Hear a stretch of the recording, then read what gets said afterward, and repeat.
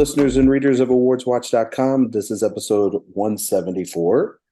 And we are recording this live right after the Oscars. I'm your executive editor, Ryan McQuade. Eric is off at probably the Vanity Fair party stealing Paul Mescal's jacket. And I'm joined in person by Dan Bayer. Hello, everybody. And via Zoom, Josh Parham. Hello, hello. And Kevin Lee. Hey. Wow. It's finally over. We made it. We made it, guys. This is great. We're here. Nicole's already in bed. I don't blame her. She's the smart one. Sophia is probably already in bed. She's the smart one. And so it's just us fellas here talking about the Oscars tonight. A historic night for the Oscars. One for the history books. One that in our time, all of our times covering it, this is the biggest winner that we've had since 2008. Everything, Everywhere, All at Once, walking away with 7 Academy Awards. The biggest one since Slumdog Millionaire, which won 8 that year. So I just want to get general thoughts on the night. Dan, I'll start with you. You were here with me tonight as we were watching this thing. So general thoughts as we get into our post coverage of this 95th Academy Awards. You know, it was like almost a year ago that I saw Everything Everywhere All at Once for the first time. And I'm in shock. I really am in shock that this movie got the amount of love that it got from AMPAS. This is by far, I think, the weirdest, strangest Best Picture, the weirdest, strangest film to win Best Picture in my lifetime. The only one that comes close is The Shape of Water. And this is even, I think, crazier than that movie. I thought overall the show went pretty smoothly. Of course, it went past the allotted length because the allotted length is just not enough time. It was 3.5. Sorry, ABC. It was 3.5 hours. Yeah, and I think that's a good length. I think that's the time that they should plan for is 3.5, not 3. Dr. Kimmel did pretty good job. I thought all the presenters, 95% of the presenters did a pretty good job. And you know, it was a good show. I like most of the winners, even the ones that won where I didn't predict them. I was still really happy with the wins most of the time. And there were even some genuine surprises. They were very few, but they were there. I can't believe we're living in a timeline where Everything Everywhere All at Once has 3 acting wins, and one of them is not Stephanie Hsu. But that's just how this year has gone. Well, yeah. Jamie Lee Curtis wins Best Supporting Actor. The SAG-5 carried over. No carryover from BAFTA. So, and no carryover in picture, obviously, from BAFTA. No carryover from BAFTA above the line. Yeah. A24 winning all of its categories above the line. First time I think a studio's done that when they've been eligible in probably a very long time, if ever. The only one it didn't win was adapted screenplay, and that went to Sarah Polley for United Artists, MGM. So, and they didn't have a nominee in that. No, they did not have. So they couldn't have won it anyway. And half the Best Picture nominees went home empty-handed. First time in history in the expanded era. In the expanded era, and I think that is both like exciting. Sweepers can be very exciting, especially when it's a film that you really love. Like I love Everything Everywhere All at Once. But at the same time, this was such a rich year for film, and for Elvis, Tar, The Banshees of Inisherin, and The Fabelmans all to go home without Triangle of Sadness and Triangle of Sadness to all go home without an Oscar. It feels wrong. That somehow. wouldn't be the movies you would have thought a couple of months ago, right, Josh? Yeah. That we're going to walk away empty-handed. Yeah, and I really do just echo so many of Dan's thoughts. It is very exciting that Everything Everywhere did clean up so much. We haven't had sweepers in a while, and on the one hand, it is exciting to witness that. But at the same time, yeah, a film year is made up of so many other movies that are deserving of recognition, and it's a little sad when one or two movies sort of hog all of that, and it makes it seem like the year wasn't as varied of great entries as it was. So I'm a little mixed on that. There are some winners tonight that I did really like. There are other ones I'm not particularly enthused about, but that's every Oscar season. Really, you're never going to be completely happy. But Everything Everywhere winning Best Picture is still like just an incredible thing to witness. And even if it wasn't my favorite movie of the group, it's hard to be mad that such a very daring and unique movie was able to win so much and capture the season like that. And they had so many good winners attached to that movie. Yeah. So yeah, like overall, I would say absolutely a good set of winners. I wish there had been a little bit more varying up of that. And the show itself was fine. Like it went pretty smoothly. Kimmel did about what I expected him to do. And yeah, at the end of the day, I think we got through it relatively unscathed. Kevin, I'm going to throw some stats at you real quick before you speak. So, because Eric threw out a ton of stats, even though clearly he's not here tonight, his presence is known because the man can't not tweet. So, the most in the expanded lineup, 7 wins for Everything Everywhere All at Once tonight. A24 winning all the acting categories is the first for any studio in Oscar history. Michelle Yeoh being the second woman of color to ever win, the first Asian actress to win Best Actress. Ki Quan being the second Asian actor to win in supporting actor history since I think 1984 for The Killing Fields, and that was the same year that Temple of Doom came out. So for all you out there. Kyle Buchanan said with the 3 acting wins plus director and picture, Everything Everywhere has more above the line wins than any film in 95 years of the Academy's history.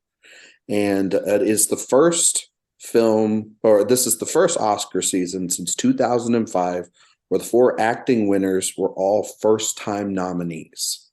So we made tons of first times and histories and statistics and everything. Oh, and yes, and Ruthie Carter is the first time a Black woman has won 2 Academy Awards in their career. That's the first time ever in any category. So it's a pretty historic night to say the least. But yes, I was just mostly speaking to the above the line stuff. Below the line stuff, there was a ton there too. So Kevin, you get to very much glow tonight because this is obviously we've read the pieces that Kevin's done on the website. We talked about his wonderful interview with now Oscar winner Ki Quan. But I'm curious, your favorite film of the year wins Best Picture, wins 7 Oscars. How are you feeling? It feels very, very surreal.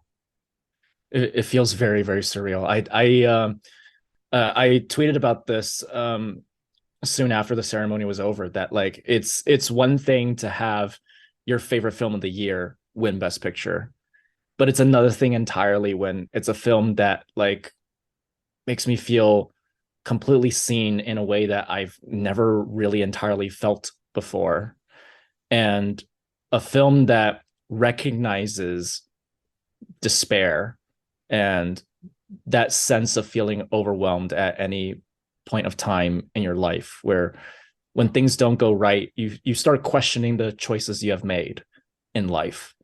And this was a film that recognized all of that despair and yet managed to turn around and help me find a way to keep going and to keep my head up. And so this film has been like so special to me personally, of course. Like a lot of people who know me know how special this film is to me.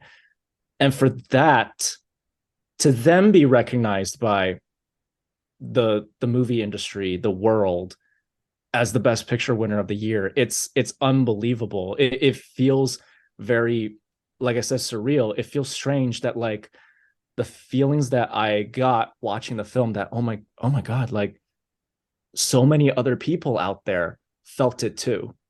Yeah. And you know that saying a lot of people say about there's more, we have so much more in common than we do of things that divide us. And like this was like one of many examples I've seen before in pop culture history where I really felt like, wow, here came a movie that struck a zeitgeist like a lightning in a bottle and spoke to an emotional mindsetting that it seems like a lot of people have been having.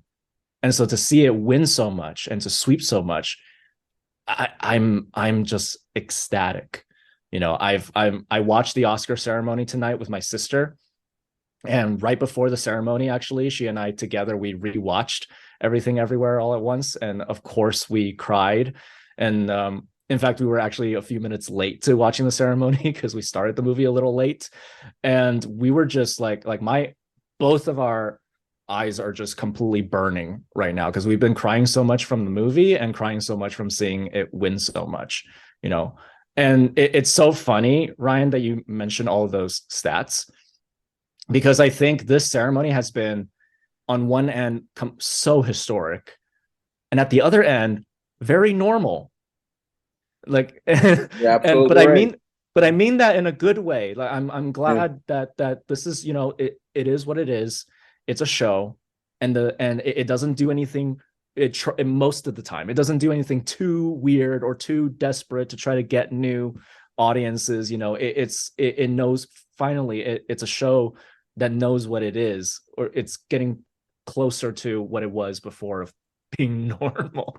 And so that makes me very happy. And for most of the winners tonight, I'm really, really happy for almost all of them, pretty much all of them. Yeah, I mean, I'll speak to the show at least because we were watching it together, and this is probably the best show that they've had in a long time. Runs efficiently. Didn't feel like it dragged, at least for me, most of the night.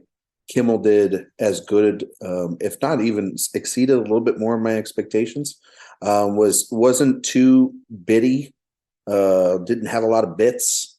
Didn't have a lot of like different cutaways and stuff. And Josh, you and I, we've talked about this, and Dan and Kevin, I think a little bit too. We've all talked about certain ways to improve the Oscar experience, the Oscar night. So what better way than, I don't know, having clips back in the show, having all 23 categories presented, having the costumes back on the stage and showcasing those. Something's going off in this house. But then also too, showcasing, at least Disney showcasing, whether the trailer was good or not, at least showcasing the new Little Mermaid. Did you see it?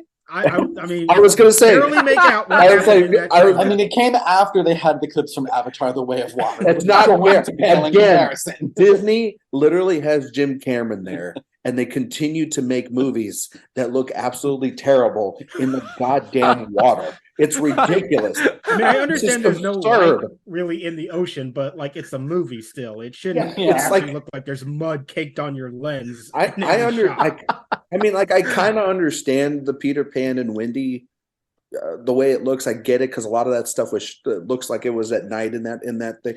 This is literally in the water. I couldn't see anything. But anyway, that's beside the point. At least looking forward to that, less montages. And allowing, for the most part, people to have good enough speeches, especially the historic ones. And I don't know, just not getting in their own way. Because every time they, like Kevin, you were saying, every time they try to get in their own way, they get 700 hosts. They do stuff with the audience. He's dropping food underneath, you know, from the skies and all this other stuff that he's done in the past. It was very simple. It was very almost Billy Crystal-esque tonight, where he just made his jokes. He did one thing in the audience to then set up Rihanna's thing, but his monologue was pretty good, very funny. And you know what?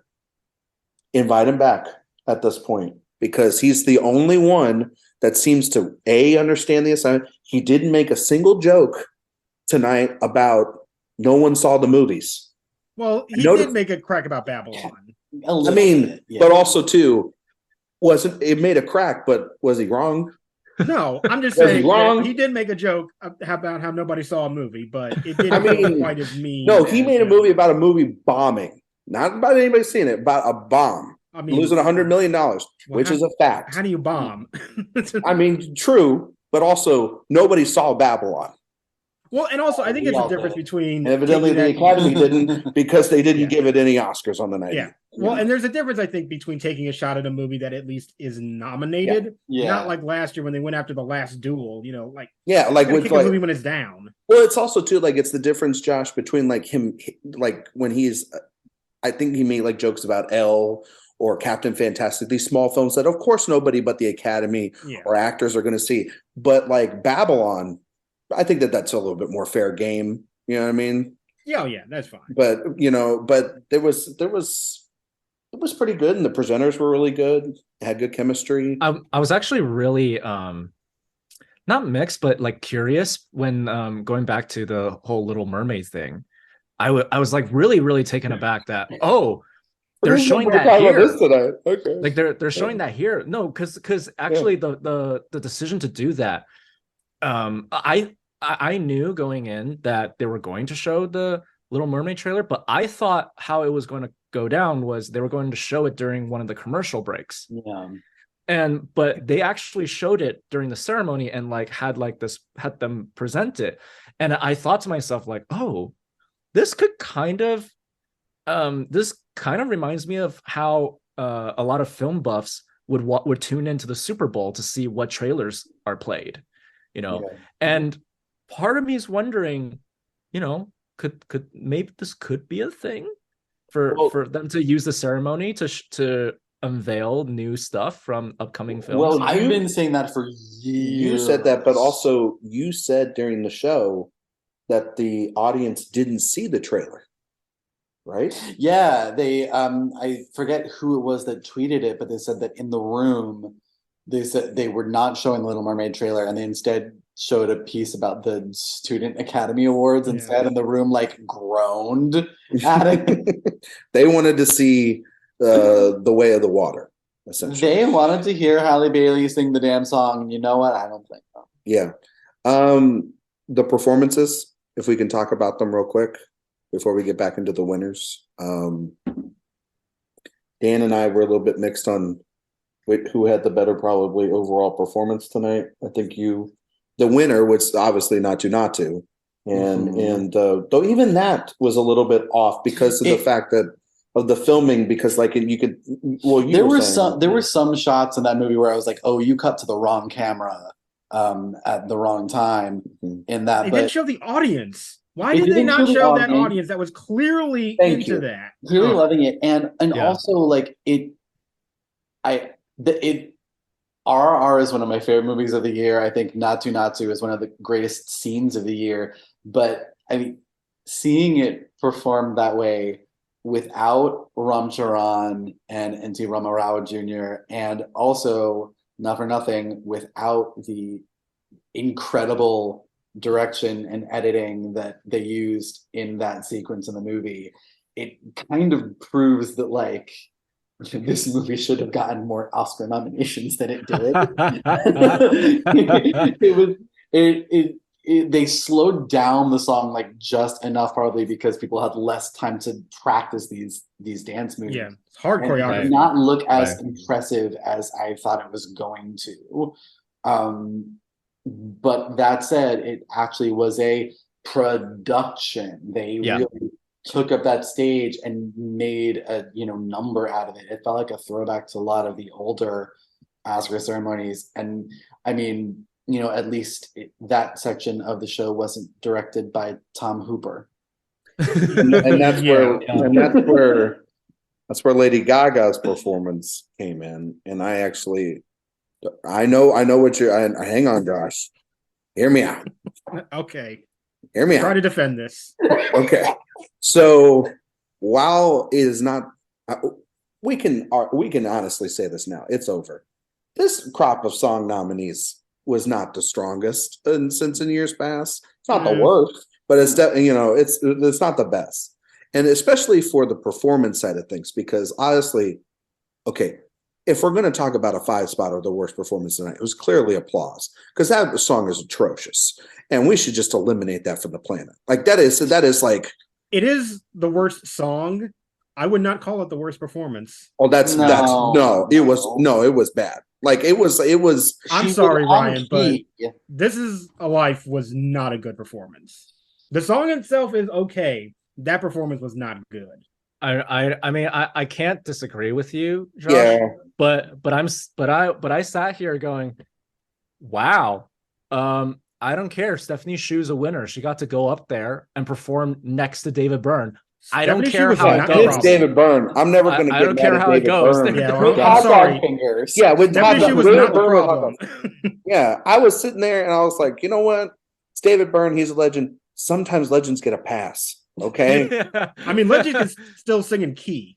I mean, also David Byrne's not like, unless it's like his show or whatnot, he's not like, he's a little, he's not. Ryan, it's okay to say it was a bad performance. It was a good performance. Like it wasn't song. It wasn't terrible. Everybody get all over David Byrne. Jesus Christ. It was the worst. There was another one where I actually thought the filming of it, the way they edited and the shots they chose, just didn't really serve what they were doing. Like with that, we did not get the performance of that song that the audience in there got. No, it looked like they had actually staged. They had a good really stage design for it, yeah. But couldn't see it because they were doing so many close-ups, and I actually hate that because it looked like there was some interesting stuff going on that stage. The close-ups weren't just exclusive to these performances, because even when it got to Michelle Yeoh's speech at the end, which we'll talk about in a little bit, when it got to that, they were so close up to her face and zooming so in. I was just like, stop. It's okay to have the camera back a little bit off of them. It's like it was right on top of them. I know he won the Oscar, but who let Tom Hooper direct this show? I mean, somebody's got to have a comeback tonight. That's the thing. But no, I the reason why I thought Applause was the worst is because literally there's the moment where she's like, "Come on, ladies, everyone stand up and applause," and everybody just sat there dead in their seats, and it was so bad, and it's cringe. And then her instructing everyone, almost yelling Diane Warren essentially on the stage. It's a hot mess, Josh. It was bad, but no, I thought Gaga's performance was very emotional, and I did not know that about, and I don't think most of us knew that about the inspiration behind that song. And I thought that it was a different way of presenting that song than what we heard, and so I liked the versatility that she could show with her music, and also shows how great she can be. And obviously Lady Gaga's voice is fantastic, and doing that really last second, because she was really, they had half an hour to perform. Yeah, you know what I mean? So to be honest, it's to pull that together, it's not, I mean, she's not the one telling them come in with the camera close to my face 700 times. And she looks like, what was somebody online that we saw that she was in her workout outfit up on the stage. She almost looked like when when at the Grammys where she, what was that alter ego persona where she had the you know what I'm talking about? Where she had the cigarette, and it was at the VMAs. Oh, when she was the man. Oh, the Joan. Yeah. Persona, yeah. Yeah, when she was in her guy persona or whatever. Yeah. Her so the two gay people on here, we don't know this about. Yeah. It's embarrassing. We're really in with the crowds, guys. But no, but I thought that was the best, and then Rihanna went up there and song was I thought Rihanna did great. Honestly, that was probably my favorite. She was good. It was. I mean, I was saying this to my sister. I was like, wow, that was a really brilliant performance to a song that I personally don't love. Yes. I mean, that song is just kind of a nothing burger, but the performance, the way it was staged up, and it's great. And it was at least the camera was at least back because the presentation of it, so excellent. it was, and she sang beautifully. Oh yeah. Yeah, I honestly Yeah. thought she was in better voice tonight than she was at the Super Bowl. Well, because she actually Agreed. used her voice tonight as opposed to on a track for the Super Bowl. Well, I mean, it was still her voice. It was just on a track. Yeah. Well, somebody probably needs to re-record that track. And she's a little rusty. She hasn't performed a lot. She hasn't had a lot of new music come out. I mean, I will just say that I think it is weird that the funeral anthem from Black Panther had much more life and vibrancy in it than Hold My Hand. Well, okay. That's true. It's true. Yeah, well, we didn't know it was going to be Hold My Hand was going to be like a tribute to somebody that passed away from her. It's interesting, I she liked knew. the stripped back instrumentation for Hold My Hand. I did. I thought it was interesting, and it was nice to have that sort of recontextualization, since that's the song that we've heard probably the most throughout this whole year out of all the nominees. But the way it was presented, like they just sort of like went into it, and she's sitting on stage and giving this introduction. It was really awkward transition. It was into that song, and I think that was what kind of threw me off. It was a little jarring. Yeah. I mean, I can appreciate the different attempt to kind of recontextualize the song and all, but this song got nominated because it left you on a fucking high after you watched Top Gun. Like exactly. That is the version of the song. Is the reason why it got nominated, and to get this more sullen ballad to it, I just felt was very off for if you're why this song is even in the lineup to begin with. Yeah, if you're a Gaga stan and listening to this podcast, you can follow him at where, Josh? Where do you want I to still like the song. I just didn't like that particular version. You can follow us at Ryan McQuade 77, where I loved it. But obviously RRR winning, and yeah, you're right. I mean, maybe if it was submitted for its country, maybe it would have broken into more of those tech categories like we mentioned earlier in the year, and had a decent chance of getting more Oscar nominations. I think a lot of us went away from that pick because of the fact that it was a lone win, and it wasn't technically, even though it was kind of sweeping. It won the Globe and Critics' Choice. Yeah, one of the two major closest we got. It didn't win BAFTA. Does BAFTA have original song? No, they don't have a song. No, they don't have a song. So yeah, they should get on that. You know what I mean? But they would have totally given it to RRR, right? Because I don't know. I don't know about that. That's what I'm saying. That movie is not very Facetious, kind to Josh. the British. Yeah, exactly. The sun never sets on the British Empire. Yeah, exactly. But I think we can talk about some of our what was our favorite speech of the night. Kevin, do you have a favorite speech or moment from the night? I mean, pick one. I mean, if it's just one, it has to be Kiwi Kwan's speech, and first of all, shout out to Ariana DeBose, man. Yeah. Mm-hmm. She did the damn thing. She did the damn thing and made me start crying before he even went on stage, because she started crying first. Can she present that award every year now? She is. God damn, she is killing it this year. But like Key going on stage, and like there's just certain things that he brought up that just instantly got me in tears. Like saying that his mom is 84 and watching at home, and then he just looks to the camera and says, "Mom, I won an Oscar." And then just the way he starts breaking down when he's talking about his wife and how supportive she has been, and just him talking about how he almost gave up on his dream, and that like everyone out there, do not let that go. It's such, the man has been so like grateful and an incredible spirit to be around during award season. And he has, I think someone wrote an article about it, that throughout this whole award season, he has been just doing it right. And every time he wins something and he goes on stage and thanks people, he just, every time he gets to speak, he has something really grateful to say. Even when he won Critics' Choice, he was able to talk about how grateful he is of the press and the critics giving amazing word of mouth. And then when he wins SAG, like they talk about their SAG cards and like how he's still held on to his SAG card for so many years, even though he hasn't acted in decades. So every time he goes on stage, he has something like incredible to say. And it's such an incredible true story of this man's life, and for him to finally like be here, it's just honestly, like, even though he has won everything in this award season except BAFTA, my heart was still pounding when they were announcing that. I was like, I think we were for every acting category at this point. Yeah, right. Like my heart was pounding because it isn't real until the envelope gets opened. Exactly. No, for sure.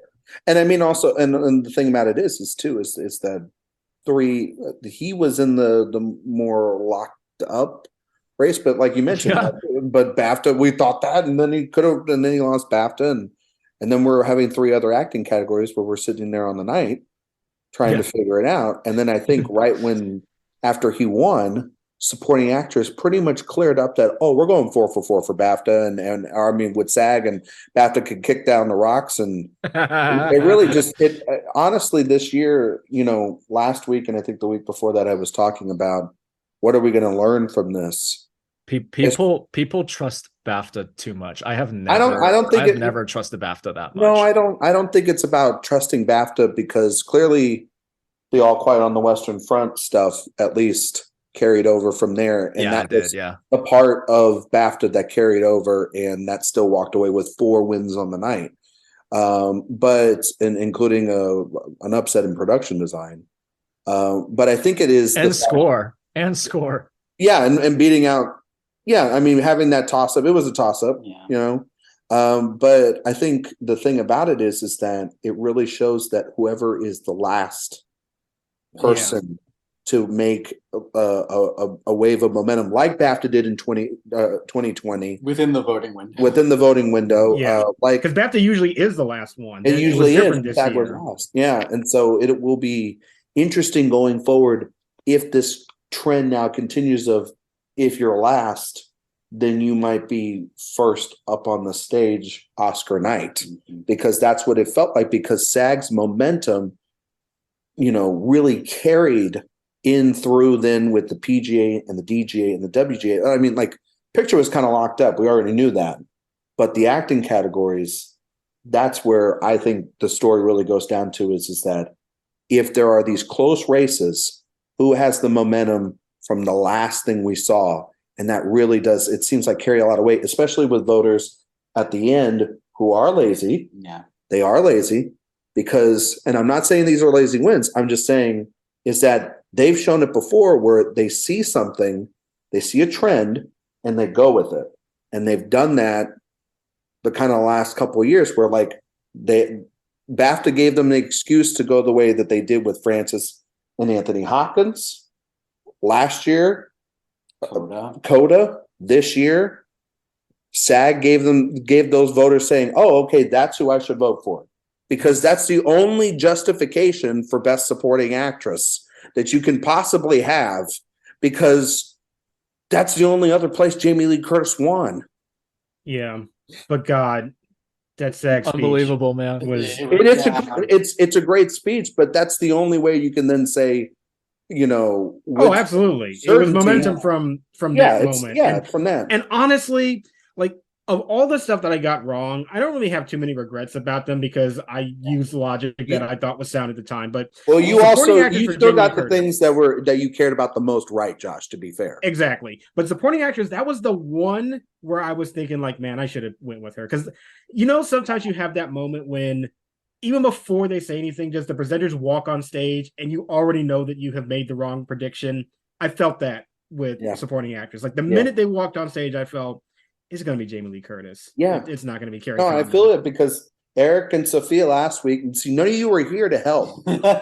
Because last week on the show, I predicted Jamie Lee Curtis when we were in the supporting actress category. Then we got to lead actress, and I was just like, and Sophia's like, I don't think it's going to win 3. And I sat there and screw it, I'll go with Condon, because I went with Michelle.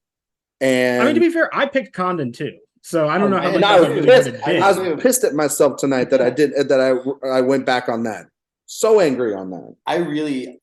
This whole last week, even though I was predicting Condon, I was like, it's going to be Jamie Lee. I just had that like voice in the back of my head saying, no, that SAG speech, she's gonna win. It's gonna happen. And it's just such a mind-boggling win. Well, it is, and it People are isn't. going to look back on this and people are going to do, Oscar winner podcasts or write-ups or We're whatever. doing it next week. Going to see this win, and they're going to watch this movie and be like, The hell? really? Deirdre won? You know what I mean? That's the thing. It's I don't like care. Wikipedia winner Jamie Lee Curtis, Everything Everywhere All at Once as Deirdre Beaubeard. But it'll be like in years past where people have been nominated before and they go, yeah, okay, yeah, she should have won, but such and such was better, or he should have won because such and such was in the category. And I mean, it clearly will be, as the tail of the tape will go, Stephanie Hsu, how did she not win this category? Or if you're a really big defender of Carrie Condon, when she's fantastic in that film, we'll go, well, why didn't Carrie Condon win? Well, Carrie Condon wasn't going to win because, no offense, but outside of BAFTA, what else had she really won? And Well, she won the most critics prizes. She won some critics prizes, but do critics prizes? I mean, she won the most critics prizes. That's what matter. I'm just saying. They create momentum. That's all they do. Colin Farrell won a ton of critics prizes. He But didn't. not They only had the the Globe. Yeah, but all he had was the Globe. You know what I mean? And he lost on his home turf Yeah, to a guy BAFTA playing is Elvis Presley. weighted You know? more than the Globe traditionally. Yeah. And then, I mean, Kate and Michelle clearly won, like kind of split 50-50, it felt like, throughout the I still think that was a coin toss. Yeah, I like Genuinely. I seriously want to see the tallies. Yeah. Though, honestly, if you put my hand on whatever book of belief that you have out there in this world, I think that it actually wasn't that close. When it Yeah, came I think so too. I think that she won by like 10 percentage points over her. No, yeah. I think it was. I was it going to was say close she until won SAG. 60-40. No, well, I mean, like, obviously other people got other votes, like, Right, yeah. Francis Fisher did vote for To Leslie, you know what I mean? But and Michelle Williams voted for herself, but I clearly think it was like a Michelle Yeoh, sorry, and then a little bit of a margin, and then Kate, and then everybody else was just fighting for the scraps. Yeah, they were the only ones. Yeah, it was the only one that matters. And again, it'll go down as like we'll have discussions for years about these two in this category, and thank God, because I've said this now because we can live healthy now, that Michelle Yeoh did win. It's historic. It's a wonderful win. And then the timeline seems pretty healthy tonight. Yes. Because if this movie won, if it won 6 Oscars, including Best Picture, and Cate Blanchett won, we would be having a very different. Yeah. We would not be as relaxed of a conversation tonight. No. I think. Yeah. And that's not to say that Kate's bad. I think we all No, know that Kate's not bad. Twitter is. Yeah, Twitter is, and just the dread of crawling on a podcast and having to dissect that would be a lot. Yeah. Well, that's the thing about Twitter, because like you guys were talking about the Jamie Lee Curtis win, and I get it. I mean, if I voted, I'd be voting for Carrie Condon. Like I've always felt Carrie Condon was the MVP of that movie since TIFF. Yep. But when Everything Everywhere first came out, everyone talked about how Jamie Lee Curtis, quote unquote, understood the assignment. Everyone talked about how much we loved her in it. And now you're going to get a 180 flip. You will get those articles and those analysis videos with facepalm thumbnails on YouTube talking about how this is one of the worst wins in recent years. And like, I think it's sad because like rewind back a year, everyone was gushing about. her Yeah, but we performance. hadn't seen those other films, to be fair, Kevin. We hadn't seen the Yeah. other performances. Yeah. The only one in the category that we had seen is Stephanie Hsu. And I make the argument that it should have been Say it. Stephanie Hsu. Yes, Like, I everyone out of the know. damn film, because if you can give the mother and And the the father, Yeah, what the I know. fuck? You know what I mean? Like, I think there is a difference between saying this is a fun performance and this is worthy of an Academy Award. Award. Yeah. yeah. I This is- appreciate what Jamie Lee was doing in that movie. She was fully committed to that Yeah. character Yeah. and the wackiness and in each universe playing a different version. And I do think she has moments where she is pretty genuinely great. But it's when you not just when you look at the competition, but when you look at other supporting actress winners, particularly in recent years, it just sticks out like a sore thumb in terms of the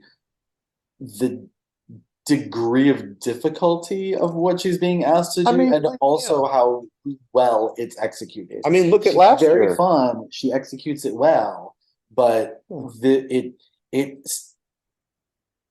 you look at that performance and the context of it being an Oscar-winning performance and go, really? Yeah. Whereas if it didn't win and she got nominated, it would be, yes, that makes sense. I'm so glad that she got a nomination. Yeah, because if she wasn't in this category, nobody would be crying. She'd still be also going out there and campaigning her ass off for everyone. She did all the She was doing Q&As in August for this movie, and so she, to your point as well too about it. It's like, look at last year's Best Supporting Actress winner, for example. That's a person that had scenes. Had literally a moment where you're like, she got to showcase herself. She's singing, she's dancing, she's all over the place. She's doing the damn thing. And then she has even a very emotional moment at the end of the film. Several emotional moments. Then you look at this and like there's one where it's outside where Wayman essentially like, oh, my husband and I, we went through a divorce and da-da-da-da-da.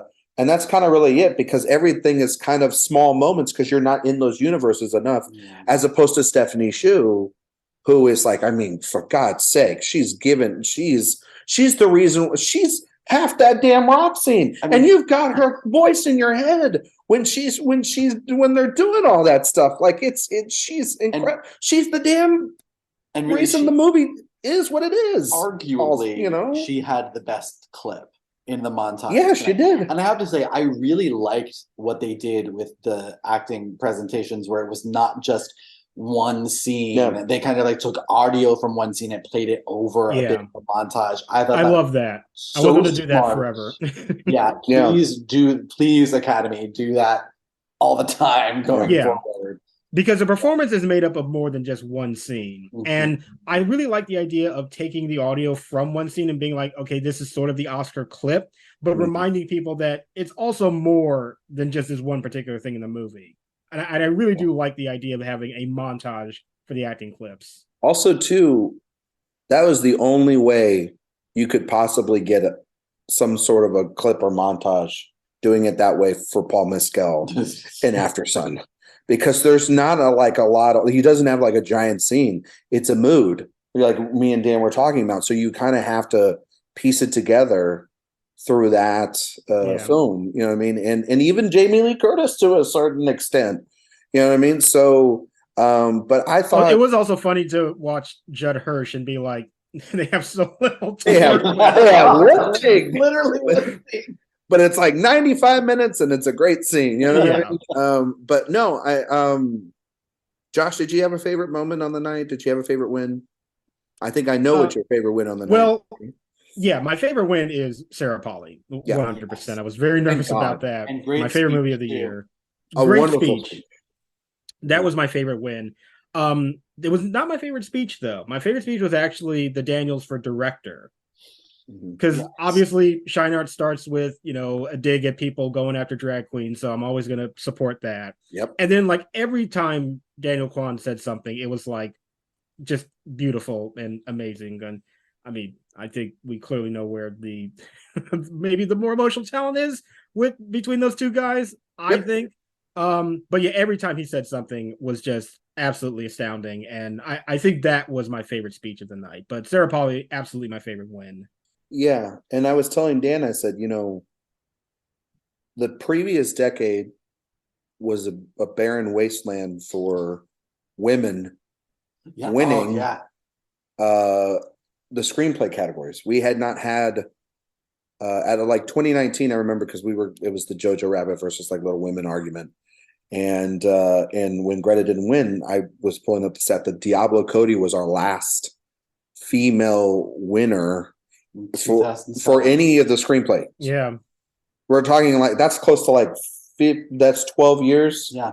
We have now in the last 3 years in a row now had at least one of the screenplay categories go to a female writer. And they were all films that woman directed. Yes, and they all were nominated for Best Picture. Mm-hmm. So that solo winners, right? And all were solo winners. Yeah, correct. solo winners. 2 an adapted, 1 an original. Yeah. Emerald Fennell, Promising Young Woman, Sean Hayter, and now Sarah Polley. And also the fact that, and for all those out there that love to go to the Telluride Mountains, the medallion for the Filmmaker Award didn't go to director this year, but it did help her win that. So that 3-year trend now of the Medallion Filmmaker Award, they're going on to win an Oscar still stands. So that's Chloe Zhao, Jane Campion, and now Sarah Polley. So it'll be very interesting to see if that continues as well. Let's talk about actor real quick, because I thought that it was we saw it kind of coming earlier in the night when the Whale won the makeup, which I am not happy about that. I am just going to lay it out there. I'm not happy that movie won Best Makeup, but that is just me. What should have won for you, Josh? What do you think? I actually would have voted for All Quiet. Yeah,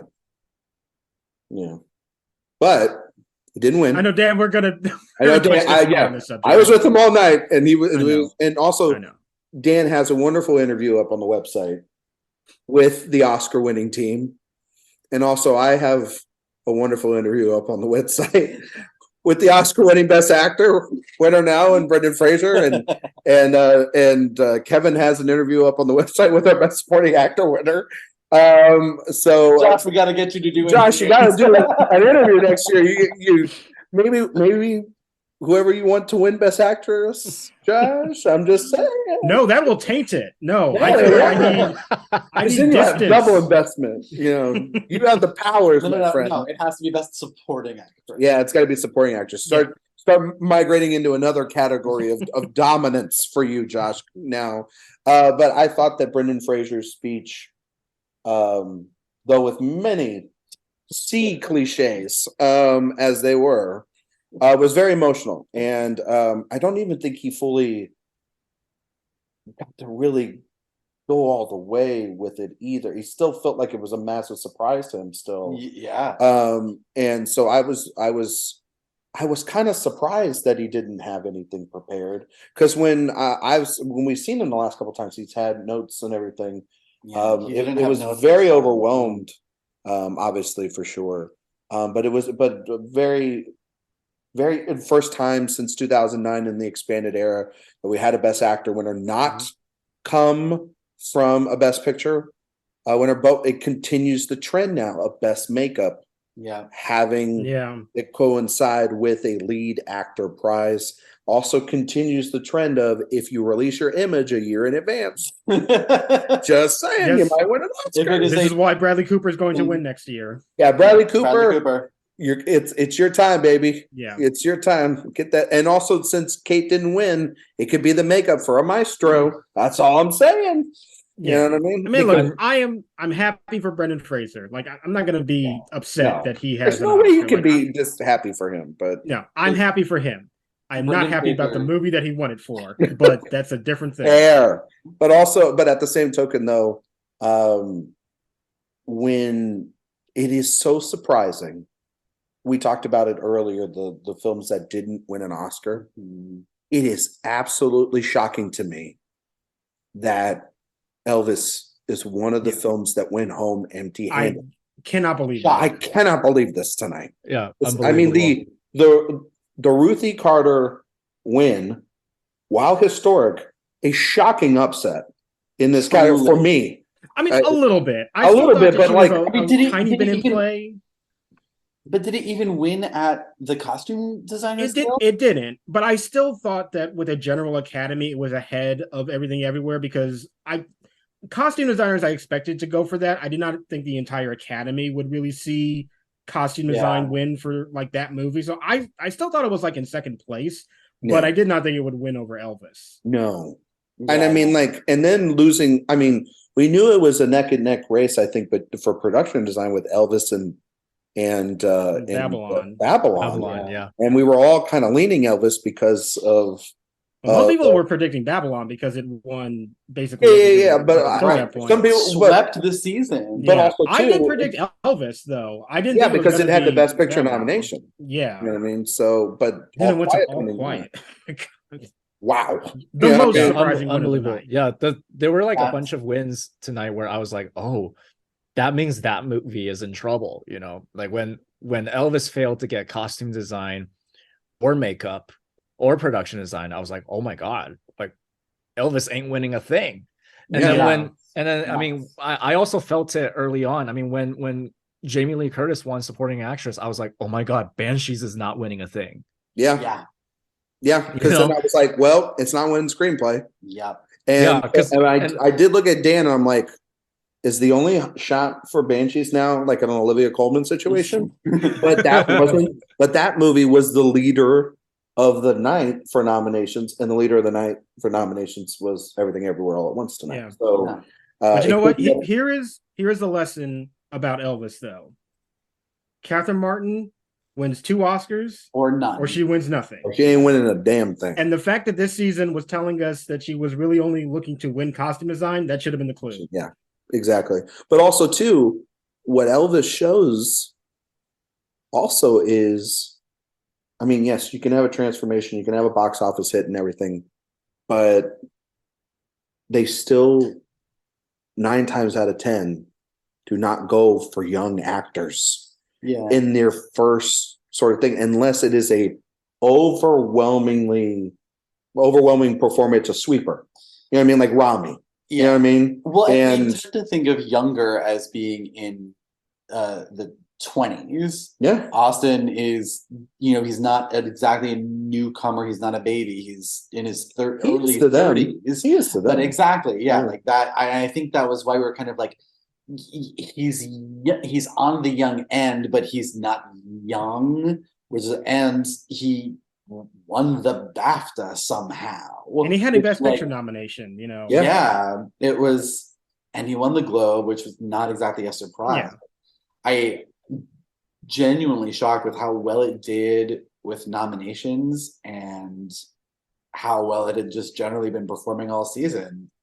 Elvis going home empty-handed is a big shock to me. And the Fabelmans too. I mean, can we talk about that for a second? Because if you had told anyone, including Kevin Lee, anyone a year ago, that the Fabelmans would win the TIFF People's Choice Award and then go home empty-handed on Oscar night, none of us would have believed you. I mean, the fact that we would sit here a year ago at this time and say West Side Story would have more wins than the autobiography about Steven Spielberg's life and the career, and also John Williams wouldn't win score for his final score, maybe with Spielberg, and that Spielberg wouldn't walk away with his essentially a third Oscar and a Lifetime Achievement Award. Well, you know what? If Michelle Williams had stayed in supporting, that would have been the consolation win. I mean, maybe. I mean, would it? No, I think that if she had stayed in supporting, consensus would have happened much earlier in that category. Because you're right, Josh. It's because I was saying this all year. It was signed, sealed, and delivered, before anybody saw the movie. I mean, I was saying this all year when Bassett was winning early on. This isn't a consent. They have a clear Marvel bias still. Yeah. You know what I mean? I think if Michelle Williams had stayed in supporting, everybody would have said, no, she's going to win. And then that would have just become the consolation prize at the end of the day when it looks like Yeah. it wasn't going to win Best Picture. And really, they just honored a career. They did honor Yeah, a career yeah, in they supporting did. actors. Yeah. They just didn't honor the career we all thought they were going to do. You know what I mean? But like clearly, Jamie Lee Curtis is somebody that's, I mean, she is Hollywood royalty. Yeah. You know what I Yeah. mean? And I do love that she specifically used her speech to call out everyone who has worked on the kinds of genre films that she has mostly worked on throughout the years, Yeah. and said that this Oscar belongs to all of them too. I thought that was a really beautiful moment. That's really In great. addition to her, of course, saying to mom and dad, who were both nominated for an Oscar, that she actually won one. I mean, that, as much as I think to win is weird, that was a really beautiful moment, and I did get a little teary-eyed, not gonna lie. Yeah, and I mean, it was also great that when she was mentioning those people, that of the collection of people saying like the genre fans, and she also included David Gordon Green. You know what I mean? Who gave her the better performance of the year, right, guys? Right? Halloween Ends, right? Come on. No. I'm kidding. It's a joke. Throw it in Yeah, the I've prepared long ago. Like ever since ever since people started talking down on the Fabelmans after it whiffed really hard at BAFTAs, that I just started preparing. Like, okay, this isn't winning the thing. And it's a shame because actually I was saying earlier that my sister and I rewatched Everything Everywhere right before a ceremony. Actually, right before we rewatched Everything Everywhere, I showed her the Fabelmans. And so that was my third time seeing it. And I still stand my ground that the Fabelmans is an incredible film and probably the best thing Spielberg has made in decades. And the more times I watch the Fabelmans, the more that movie zips right by. Yeah. And I've prepared for the movie to win nothing, but I am happy for Everything Everywhere All at Once winning screenplay. But The Banshees of Inisherin is an amazing screenplay. Yeah. Tar is an amazing screenplay. The Fabelmans is an amazing screenplay. Yeah. This is honestly it clearly the film that I'm about to mention is not as good as, in my opinion, as Everything Everywhere All at Once. It's a better film. But this is kind of reminiscent of a little bit of how I felt back in, 2013, when Birdman won the trifecta, won director, screenplay, and picture. Yeah, 14. And 14 ceremony, 13 year. And I really was like 15 ceremony, 14 15 year. ceremony, 14. 15. Oh, okay. Sorry. But 2014. That's what we're saying. Yes. And I just remember sitting there that year being like, why can't three things win? And why, especially when this film clearly has won other things too and dominated in other categories. And I'm not even necessarily saying Tar, which is my, once again, it proves your favorite things not everyone's favorite things always go home with something, you know what I mean? Which the nominations sometimes are just the wins, and that's okay. But Spielberg winning director probably would have been better, and it would have been how I went, and then McDonough, and then Picture Everything Everywhere All at Once, and that would have been a great night. Yeah. And also Michelle Yeoh winning actress over Kate. Coin flip it, I don't care. It was a great win. Beautiful speech. She looked absolutely breathtaking. She looked like she knew she was going to win that damn thing. You know what I mean? And she was like, I'm coming for it, and I'm not wearing any hay. Like she did at that SAG. You know what I mean? She's not wearing like whatever the hell that was. And I just thought also too, her mentioning not just her mom, not just her family, but mentioning Hong Kong and mentioning all the international cinema that she started her roots from.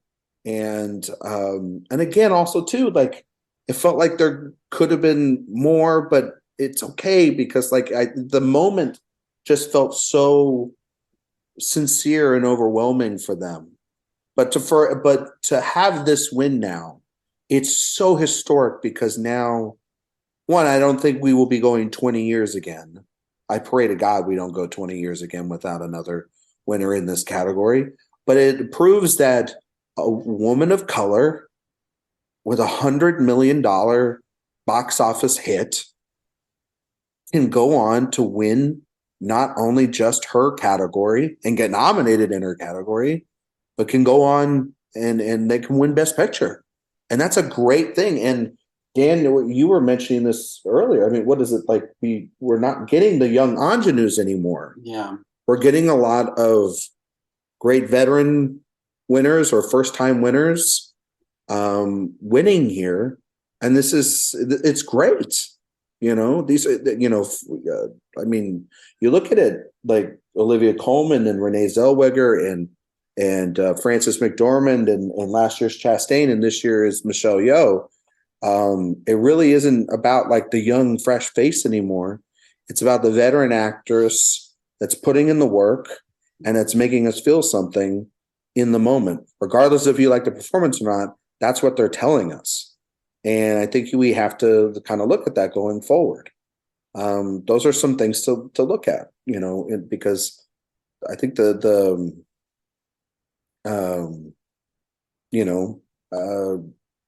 it's such a big win. It is, and I'm so happy for her. And incredible. Like one of the best wins of the night for sure. Although Oscar is good for doing something progressive and then like being all right. We did that. We don't have to think about that for another 20 years, as we mentioned. So I'm a little nervous about that. Too. Yeah, but very, very happy that Michelle Yeoh win. That was obviously so well deserved. It was the best performance in that category, I thought. And I was nervous for sure. And I'm so glad she got that honor. Absolutely, 100% same, Josh. It was a beautiful win. It was a beautiful moment for her, that her and Halle Berry on that stage. They sure did tempt fate. Didn't like that, but yeah, they were, I think, you know, they were able to play it off because obviously last year's Best Actor winner could not attend this year. I'll be nice and say could not, as opposed to was not allowed to. Wait, what? Who won Best Actor last year? Because he was there. He presented the screenplay categories with Florence Pugh. Andrew Garfield was there, right? He won. Ryan. They just vacated the win. They handed it off to second place, right? Ryan, stop. I don't know what you're talking about. No, like they were able to kind of like, it wasn't as egregious as the 2020 fiasco. No, but they tried it again tonight. But like it was a tempting fate moment, absolutely. But one that worked in we can't have, you know, the person that quote unquote like should be presenting this statue. So here's another previous winner that it can get. Yeah, but it was a bold decision. Yeah. It was a bold decision. Also, too, I mean, they did technically try once again to, like I said they would, when Diana Guerrero went up there and basically talked about that this performance is the last tribute to Chadwick Boseman, the song and everything. So they were trying to ratchet up a little bit of that emotion, and obviously I was just like, please don't, just stop, because every time you've done this, it's backfired. And then when they announced that Halle Berry was walking up there with Jessica Chastain, Josh, I was thinking of you, of having that feeling of Blanchett all week and going, for the love of God, don't. Yeah. And so actor, they got that out of the way, but I think the night mostly calmed that, but it still was like, if that didn't work. That didn't work. Once Jamie Lee Curtis won, I was like, well, that my fears are probably alleviated a bit, but you never know. It was like a 10% chance, because also too, it's like I hadn't seen a Best Picture winner win 3 ever. Yeah, that's never happened, because the 3 when Network didn't win Best Picture. Network and Streetcar didn't win either. So it's like, it was a first. And but I think that that's the other thing too that we can really take away from all this is now we have had, I would say, 4 years of stats being broken, norms that are being set as the past is the past. The expansion of this academy is showing that traditions and even traditions in the expanded era are going to change. And yes, most of us were very, I wouldn't say we were very much like on the Everything Everywhere All at Once, like winning Best Picture bandwagon when it premiered at South by or anything like that. No. And nobody can, I think, really say for a definitive fact, even though if they predicted it, 100% believe that because of the fact that no one predicted this momentum to come right when it did. That's the When thing. basically every guild guild that it was up at. Yeah, nobody could have predicted that. And I think that is like sort of the lesson that we're learning from these recent years is that it's about momentum when it comes to predicting wins. I mean, that happened with, when Parasite won that SAG Ensemble Award and went on to win, sweet screenplay director picture. Nomadland pretty much won everything. Pretty much won everything, and last year with Coda, like that was the biggest example I think I could think of in any case. Momentum pushing something to a Best Picture win. Right, we all remember how a year ago everyone was excited to meet the Coda cast. Yeah. And then that was this year. Everyone wanted to meet the EEAAO family. I also just want to say it's really cool that now our 2 consecutive Best Picture winners, one came from Sundance and one came from South by Southwest. Yeah. So Tribeca, you're next. The think pieces about the death of the fall film festivals will be I'm telling you, furious in the next few months. And yet we'll all be going to them regardless. Damn right we will. But I think that this was it was a historic night. There's it's put to bed. We don't need to talk about this now for 6 to 8 months to years, other than just to look back on and see these historic wins and continue to hope that there are more historic wins in the future, and more historic wins especially for people of color, and for more rules.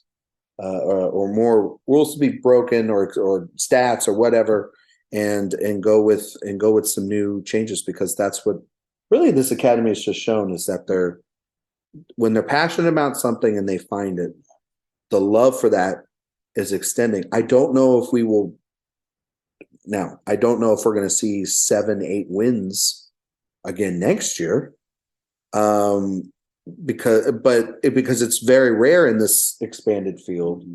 But if it does happen, it would have to be another very, very, very special film. Yeah, I just really hope that the Academy is like still cool for next year's awards season, because and what I mean by that is the Academy has this pattern of they'll give it to a cool movie and then they'll give it to one that's shockingly tame afterwards. Yeah, they go from a Nomadland and Parasite to a Coda. You know what I mean? And then, you also have this you could turn that around and say, but they also went from Green Book to Parasite. They went from Coda to Everything Everywhere All at Once. Yeah.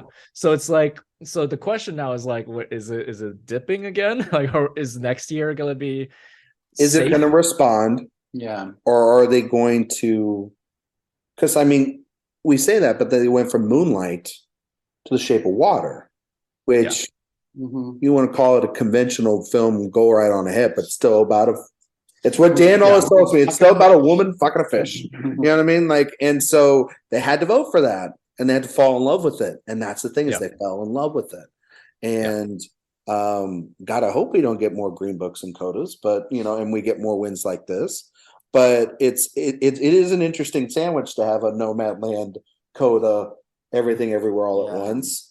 But also too, it's about the year. That's truly what this all becomes down to. It's about the year. you all have covered That's the- this. We've covered this before. Yeah, that's the Yeah. thing, and it's amazing. They're all We- different. we talked about how Nomadland hit the zeitgeist. It was hitting the mindsetting of everyone in 2020 with the pandemic, and so this film about loneliness and isolation and the people in communities who have been long forgotten, like it made sense. And then 2021, some movies did go back into theaters, but 2021 was like a lot of streaming disruption. A lot of small indie films got way more attention than they normally would. And so the zeitgeist went towards like the small indie drama with a voice, with a big heart, and so it somewhat made sense to see everyone moving from that mindset in Nomadland to now rallying together to this little cute moving film that could, because remember, like, Coda did make me cry, and I did like that movie a lot. Yeah, same. And then after Coda, it's like, now what, right? Because 2022 was arguably, a much more normal year, but it seemed like 2022 was like, okay, now that things are sort of back to normal, we're not emotionally back though. And there was like a speech that Daniel Quan gave at one of the awards. I think it was DGA or I forgot which one, where Daniel Quan was talking about how he thinks a lot of us are dealing with trauma at the moment of recovering from the pandemic and trying to go back to work again and trying to like find that drive and that passion to go back and work again and do what you love again. And to me, like we were talking about the moment and momentum. It feels really great that, the voters rallied around a film that's about healing, a film about coming together again and coming out of that despair, and that the people who help you out of that despair are your family, the people around you. And I think in terms of this timeline, like looking at it from that perspective, it does kind of make sense, when we talk about Best Picture films being representative of the year and how how we as people have been going through. The other really cool thing about the past 2 years is that neither Coda nor Everything Everywhere All at Once were positioned when they first were released as awards films. They were both really like, people came to them organically through word of mouth mostly, and Yep, absolutely. It just kept built up this head of steam that kept building the more that people saw them. Yep. And I absolutely love that. Yep. Both films that were released in the first half of I think Coda was released in June. Yeah, I think so. I thought it was, or was it August? I think it was August. it was like July, August time. Yeah. It was like late summer, I think. Yeah, it was before late summer. the usual award season, but Yeah, because not when the first we year. talked Yeah. right before the film festivals that year, and I had it in my Best Picture lineup. Oh yeah. At the You're time, right, and- you did. Yeah. And I was like, I think that this could be a little like crowd pleaser that gets in there, Mhm. and then it freaking won the whole thing. You know what I mean? So, But yeah, the whole organic momentum word of mouth thing that you're saying, Dan, like absolutely. Like that's why in addition to Everything Everywhere winning, I am so happy for All Quiet on the Western Front winning stuff, because Dan, you and I were there at TIFF. Like we saw All Quiet and like we loved it. And then I didn't see it there. Oh, but you didn't that see was it there. One of the movies that everyone was sort of really buzzing about okay. So on the ground. Yeah. Okay, so the people that I saw it with, the people who did see All Quiet at TIFF, we were all raving about it. yeah. But then when TIFF was over, like no one really was talking about it, and Netflix certainly wasn't pushing it either, And I was sitting there going, you guys are missing this huge opportunity, because you have one of the best films of the year in your hands, and then to see it suddenly get nominated for stuff and sweep without ever having these PR marketing people like pushing it in the first place. It's like, there you go. And I've been saying it throughout this whole award season on Twitter, on the spaces, saying that, like we can always go back to stats. We can always look at the voting history and stats and all that. But at the end of the day, the people who vote for these movies, they come from like, because the film spoke to me. It's because of the organic word of mouth. It's because the film resonated, that these films suddenly get pushed. That's why the film suddenly gets that momentum, you know. Yeah. So I do want to start wrapping things up. This has been a great conversation, guys. We've hit pretty much everything. I do want to say a couple of things, a couple of categories that haven't talked about, haven't mentioned. Best documentary went to Navalny. A pretty impactful speech, especially having Navalny's his wife and children there up on the stage, and sort of a plea for him to come home and everything. Hopefully he does. I mean, who knows? I pray to God that the speech doesn't backfire or do anything to upset a horrible leader over the other side of the world. The shorts were the shorts. They made or break probably your brackets every year or your predictions. They went for the Elephant Whisperers, which I'm you know what? At least it wasn't what I thought they were going to do. I mean, it goes to the gate, Josh. Yeah. I mean, it goes to show which one was the one with Malala pushing it. Strangers at the Gate. Stranger at the Gate. Yeah. Well, there you go. Because I've heard like very very recently some people predicting the one that Malala's pushing.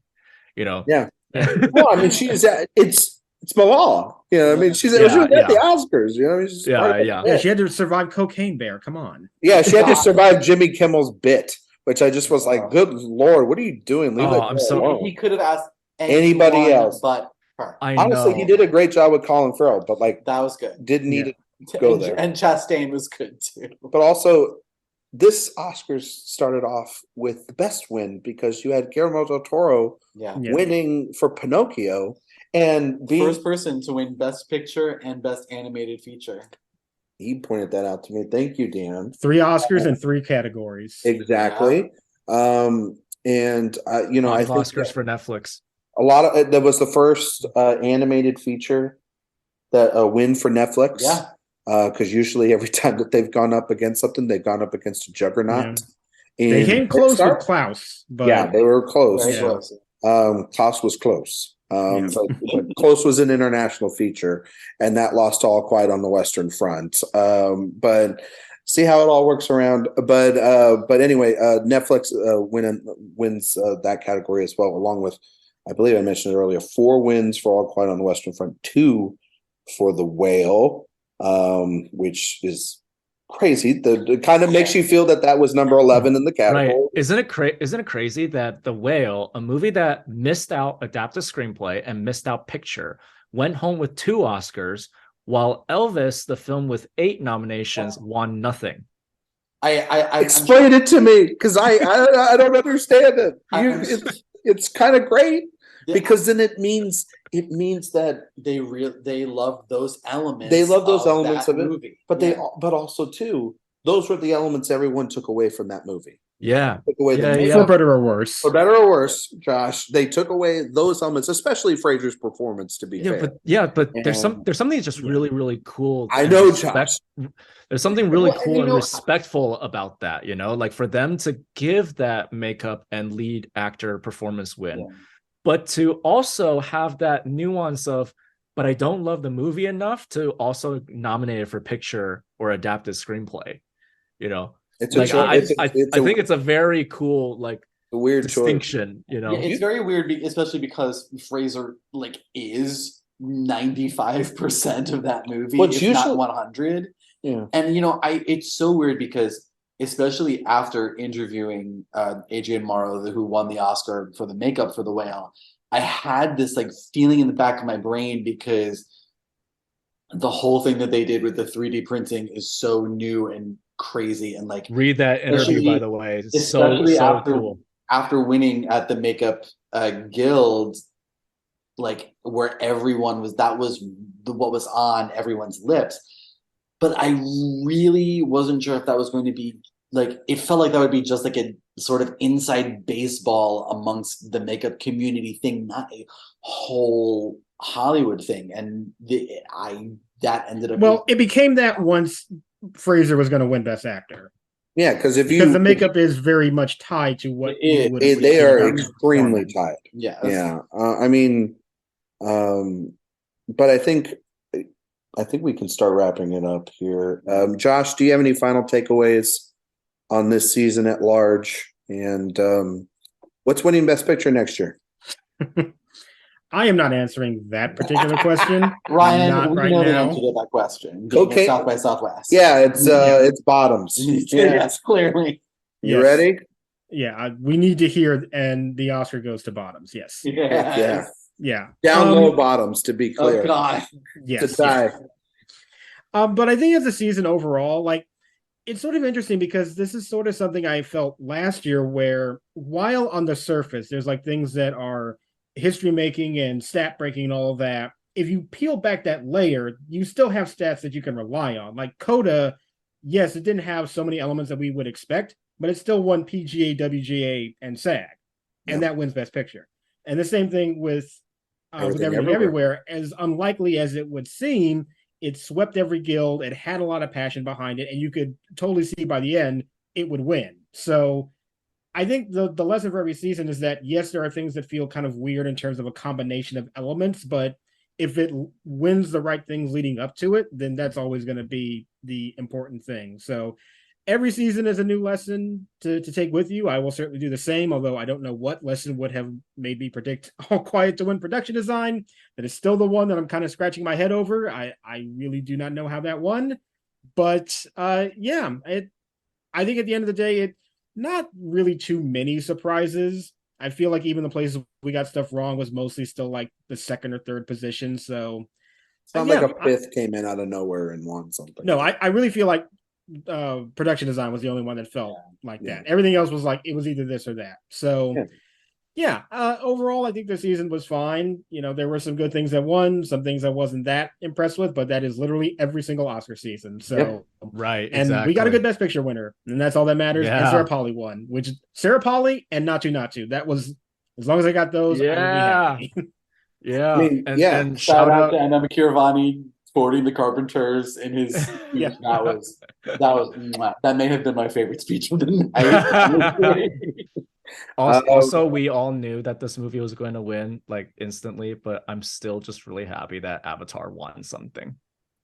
Yeah, I'm not just saying. Yeah, James Cameron not being there for personal reasons. The personal reason being he wasn't nominated for Best Director. A little salty, Big Jim. Well, yeah, a little salty like the popcorn we all had to buy to watch the movie 700 times. Kevin, any last thoughts you have real quick?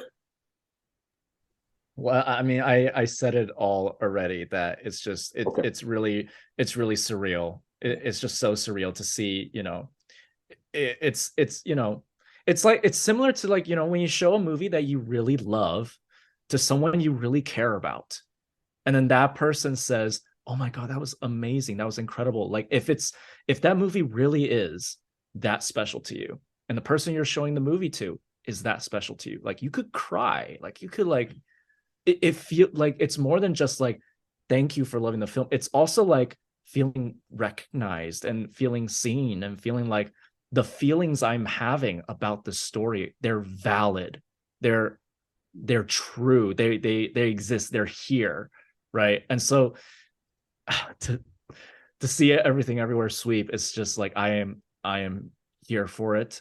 And there's a lot of chaos in this universe, but tonight I felt like the universe has been very kind. Dan Bayer. I will say it because I didn't say it before. Brendan Fraser is my favorite win of the night. That was my favorite movie of the year. I'm glad that it won something. It was my favorite male performance that was nominated for anything this year, and I don't know how you can't be happy for, at least for him as a person, especially seeing, you know, all he's been through in his career. And I love that he's an Oscar winner for this performance in particular. I cried like a baby while watching it, both times I've watched it, and I was very nearly in tears watching him tonight. It was a really beautiful moment. I'm so happy that he went the distance with that.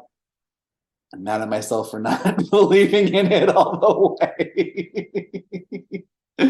But that was a really beautiful moment for me, for a film that I I really loved. And I hope that in my lifetime we get a Best Picture win as cool as Everything Everywhere All at Once. Again, I hope that like there I was thinking a lot when she was on stage tonight about what was said by the Black community in Hollywood when Halle Berry won for Monsters Ball in 2001, which was, you know, don't think that this is a trend just because we have, you know, she's broken the glass ceiling. You know, this does not mean anything outside of the context of this one night. And lo and behold, that warning was correct. It has taken this long for another woman of color to win lead actress, and now it's the first Asian woman to ever do it. And I think that's so cool. But again, I think we need to be kind of careful, especially since we have seen so many strides in representation in this category. I mean, look at the strides that were made for the deaf community last year around when Coda was winning. How many of the awards shows this year had someone signing at them when someone who was deaf was not presenting? None. Think about that. Think about the message Hollywood sent when awarding Coda all these prizes, and then think about how they followed through. So it is amazing that Everything Everywhere All at Once had this incredible, really kind of unprecedented run through this award season, and it deserved all the good things that it got. But I don't want people to get too optimistic that this sort of representation and expansion of representation will happen every year. History has told us it won't. And like I kind of like don't want to put a damper on how beautiful tonight was, but like context is everything. This year was a magical year for this movie. Who knows what next year will bring? Well, my final thoughts. I'm gonna just piggyback off of you for a second, Dan.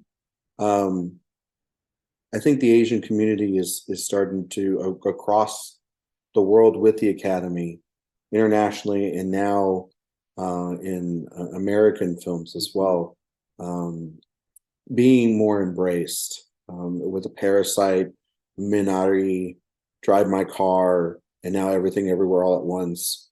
I hope the trend does continue. I do hope that opens the door, though, as you're mentioning, for other films led in front and behind the camera by people of color, especially in the Black community and especially in the Latino community, because we are the fastest growing minority in this country, and yet we are very, very underused in front of the camera and behind the camera in Hollywood. And if you don't believe me, unless you're Alfonso Cuarón or unless you Latino born and American directors, they're not the Three Amigos. Yes, you're correct. Even you know, and you're also right that as great as this moment is for the Asian community, you look at Black filmmakers and how they have still continued to struggle.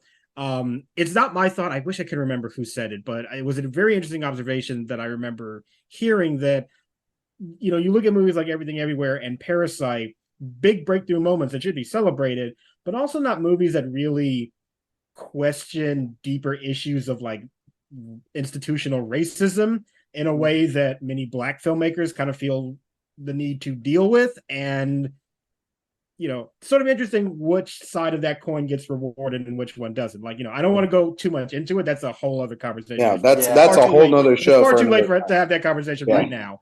Josh, we got to get sleep. Yeah, but just as a moment to just recognize that, this is great and we should acknowledge it, but there's more work to do. Yeah. Yes, I will also continue to say what I've said with all my friends here for 5 years.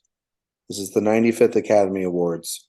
We have yet to see a black male or female director win Best Director. Yep. There are 5 years to 100 years. Mhm. It is not also about just awarding somebody for awarding's sake. There are tons and plenty of deserving people of color in front and behind the camera that deserve it. I'm looking at Gina Prince Bythewood as a perfect example this year. Spike Lee. I'm looking at Barry Jenkins in the past. John Singleton. Many people that have come before, and many Steve people that will McQueen, continue to yeah. come.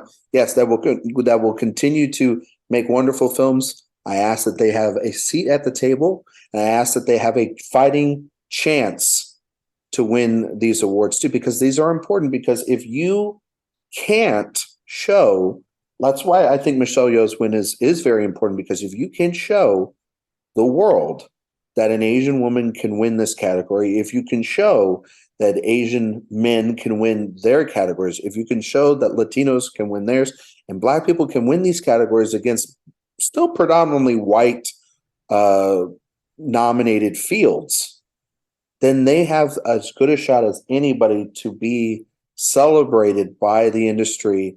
Whether or not, we think that the Oscars are important, they are in terms of getting projects greenlit, getting people paid, putting them on certain statuses, getting them to maybe not just be in front of the camera, but behind the camera. It's ways to increase visibility for stories that are never, ever seen. And so I will say that. And to Kevin's point that he was saying earlier about Everything Everywhere All at Once, I will leave with two things that I think that maybe the old folks can take with them. Is that, yes, Maverick may have saved the movie cinemas, okay, but I think to Kevin's point, Everything Everywhere All at Once kind of saved the collective souls of people, and that's what wins Oscars, not how much popcorn was bought in the middle of June. That wins a box office draft on the AwardsWatch podcast. What wins Oscars is moving people's soul and creating. When I talked with Stephanie Hsu earlier, or towards October at Middleburg last year, creating a phenomenon. And that is what this movie was. This is a movie that will truly be, I think, looked at like, for this generation, like essentially The Matrix, in that it will be influential to open up doors to look at other cinema. I've already seen a lot of people looking into classic cinema, Wong Kar-wai, obviously looking back at something like The Matrix and various other things. And looking at Michelle Yeoh's older films. And looking at her filmography, having that have an entire section on the Criterion Channel as well, and being able to explore her career in Hong Kong cinema. It's very great for the visibility. And I just hope and pray to God that everyone is very peaceful to the Daniels going forward, because they are going to have as much pressure as people put on director Bong. He is a very proven director in this field, and when he makes Mickey 7 or Mickey 6 or whatever the heck it is, I think it'll be a fine film. There will be so much expectations put on Daniel Quan and Daniel Scheinerdt's next film. And I just hope that it has the same sort of originality and heart to it that this one does. And people are kind to it and don't do what people do a lot when somebody wins Best Picture or wins all these Oscars, is turncoat on them and everything too, because that's not the greatest thing in the world either. But it's a historic night. It's a night that we don't have to talk about anymore. We can all go and sleep, and we can all just. It's not my favorite wins. It's not of all, and a lot of my favorite films walked away with nothing. But that's okay, and that happens because you look at something like Everything Everywhere All at Once. You look at All Quiet on the Western Front. You even look at The Whale. You look at these films. You look at RRR. You look at these wins. A lot of these were organic films that just built a small passion, and people build up on that. And I love that. And also too, A24, as much as we wanted to malign them, all last season for the way in the last couple of seasons for the way that they were in this campaign and season, and the way that they had been since Moonlight. They had the best year of any studio, period. They had an amazing slate of films. They rode it. They were a little unconventional at times. It was a wild ride for them, but it paid off. The most above the line wins the studios had in a long, if not ever. And so congrats to them. Hopefully other studios can learn to put their trust in some originality. But A24 on their 10th anniversary, I believe this is 10 years already that the studio's been around, maybe a little bit longer than that. But they have clearly shown that they are the premier indie studio, as they are now with their second Best Picture winner, following last decade with Moonlight, Everything Everywhere All at Once. Two pretty great Best Picture winners for that studio, and they've already got the next one coming up. Probably with Talk to Me. No, I'm just kidding. They've got tons of more films that are coming out this year, and so it's nice to see that they'll be okay, and we'll get to see more films from that great studio. Josh Parham, can you tell everybody where we can find all of your amazing work on the internet? You can follow me on Twitter and Letterboxd at JR Parham. I have also a lot of stuff over at Next Best Picture and some stuff at AwardsWatch. And follow me to keep up with my record for Best Actress, which honestly is the only thing I was really concerned about this year. Josh's streak is alive. He's literally people in my mentions telling me that they went with Michelle Yeoh because I did. So I'm just telling you, Kate Blanchett's team is going to call you tomorrow, Josh, and they're going to be very upset. They're going to be very upset. And I can't wait for you to get emails from Frances Fisher throughout the week. I can take it. It's time she recognized the true power behind the Oscar throne. Exactly. Yeah, you don't need to put all those screenings and everything. You just need Josh Parham to believe in you. At least in Best Actor. At least in Best. Yes. Well, picture too. Well, we'll next year Josh is going to start a streak in whatever category. We're going to spin a wheel, and that's where Josh is going to find a new home in another one until he's predicting all 23 correctly and dominates. But no, your level of genius continues to rise with Best Actress, sir. So enjoy that win again, and you can rest easy now. You don't have to stress about it anymore. For this race. Next year I will. Yeah, you get 6 months off. I'll give you that. How about that? Is that fair? All right, I'll take it. All right, we'll come back on the show in 6 months, and I expect to know exactly who's going to win. And yes, because that's how it works. That's how it works. We're going to change up the rules a little bit too. Just make it fun.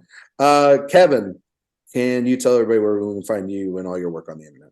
You could find me on Twitter at KLEE_film review, and you can find my work on AwardsWatch, Film Inquiry, and That Shelf. You can catch Kevin's going to have some reviews coming out. South by Southwest. He's actually we're not in the same room with him right now, but we have been in the same movie theater with him over the last couple of days. Yeah. So we've been catching some movies, and so he's got coverage there. And please, I implore everyone, if you love Everything Everywhere All at Once as much as Kevin does, please go to awardswatch.com and find his piece on Everything Everywhere All at Once that he wrote back in, I believe, November. Sorry. Now I'm just a terrible editor. But back in November. But then also please go and read his interview with now Oscar winner Quan. Oscar winner. It is a great interview. He spent 45 minutes with the man, and now he's an Oscar winner, and we're so proud of that interview. So please go read that. Dan Bayer sitting right next to me, playing footsies with me this entire episode. Can you tell everybody out there where they can find you and all your work? Yes, you can find me logging all the films I'm catching in South by Southwest on Letterboxd at Dancin' Dan. You can also find those same counts of reviews and me imploring AMPAS to change the rules so that the director of Best International Feature actually wins the Oscar for Best International Feature. Yeah. Because Edward Berger did not win tonight. The country of Germany did. On they'll give it to Twitter, him. I think at they'll give Dance and Dan on Film. I think they'll give it to him. They don't always. I think they Yeah. will for this one. I mean, he probably will keep it, but it's not Yeah. officially his. Yeah. Who read that award? Because They even said it went to Edward Berger for everything for All Quiet on the Western Front, and I'm just like, His name is on the Ah, plaque okay. now, but it doesn't officially belong to him. It belongs to the country. yeah, they got to really change. Yeah, you're Yeah, right. it's they got it. stupid. Yeah, they got to change. This is ridiculous. Yeah, the country didn't make it. Edward Berger made the damn movie. It's also been like a passion project since he was a kid. And the reason I know that is you can go read my interview at awardswatch.com God. with now 4-time. No, I'm just kidding. But it is up on the website. I did speak to Edward Berger back at Middleburg, and he's a very lovely, lovely man. But you can find my work here at awardswatch.com, in Session Film, the playlist, a bunch of other places. On Twitter, Instagram, and Letterboxd, Ryan McQuade 77. And yes, you can go read Dan's interview with now Oscar-winning team behind the makeup for The Whale. And you can then go, while you're doing that, and read my interview with Brendan Fraser, now Best Actor winner Brendan Fraser for The Whale. And yes, if you want to go and read my interview with Edward Berger, again, very lovely man. You can go and read that at awardswatch.com. Those were released back in about October time. And Dan's was released just like a week and a half ago. Yeah. So next week will be sort of a similar crew. Probably Josh won't be here, even though Josh, you're more than welcome to come back on. You know that. But Josh hasn't seen all the South by movies that we've been watching, and Sadly not. Yeah. that's what Kevin and Dan will be doing with me next week, is we'll be talking about these South by movies, and we will not speak of the 95th Academy Awards anymore. They're done. It's over. We move on. 96 years. Here we go. And what a wild ride that would be. Can't wait for Barbie to win Best Picture. Going to be wonderful. Anyway, we will see you all next time.